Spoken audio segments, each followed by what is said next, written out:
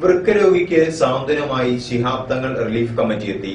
മണികണ്ഠന്റെ വീട് ഇനി സ്വപ്നമല്ല, യാഥാർത്ഥ്യമാക്കാൻ റിലീഫ് കമ്മിറ്റി വീടുപണി ഏറ്റെടുത്തു. തിരൂർ തെക്കുമുറി പുളിയനാട്ട് മണികണ്ഠന്റെ ജീവിത ദുരിതം മാധ്യമങ്ങളിലൂടെ വാർത്തയായതിനെ തുടർന്നാണ് സഹായഹസ്തവുമായി ബിപിയങ്ങാടി സെയ്ദ് ശിഹാബ് തങ്ങൾ റിലീഫ് കമ്മിറ്റി എത്തിയത്. കൂലിപ്പണിക്കാരനായ മണികണ്ഠന്റെ ഇരുവൃക്കകൾക്കും രോഗം ബാധിച്ചതിനെ തുടർന്ന് കഴിഞ്ഞ 2.5 വർഷത്തോളമായി ചികിത്സയിലാണ്.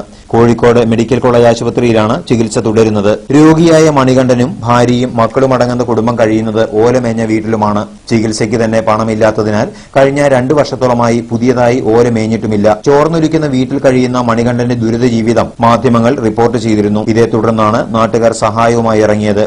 ജീവകാരുണ്യ രംഗത്ത് വളരെ സ്തുത്യർഹമായ സേവനങ്ങളാണ് നടത്തിവരുന്നത്. ദാരിദ്ര്യ നിർമ്മാർജ്ജനവും അതുപോലെ തന്നെ അവശത അനുഭവിക്കുന്നവരെ കണ്ടെത്തി അവർക്ക് ആവശ്യമായ സഹായങ്ങൾ നൽകി പുനരുജ്ജീവിപ്പിക്കുക എന്ന ഒരു ദൗത്യം ഏറ്റെടുത്തുകൊണ്ടാണ് ഞങ്ങളുടെ സംഘടന മുന്നോട്ട് പോകുന്നത്. ജില്ലാ മുസ്ലിം ലീഗ് കമ്മിറ്റി ഏറ്റെടുത്തുകൊണ്ട് സയ്യിദ് മുഹമ്മദ് 20 വീടുകൾ ഉണ്ടാക്കി ഹൃദയത്തിൽ പാവപ്പെട്ടവർക്ക് വേണ്ടി ബൈത്തുർ റഹ്മ എന്നൊരു പദ്ധതിക്ക് രൂപം നൽകി.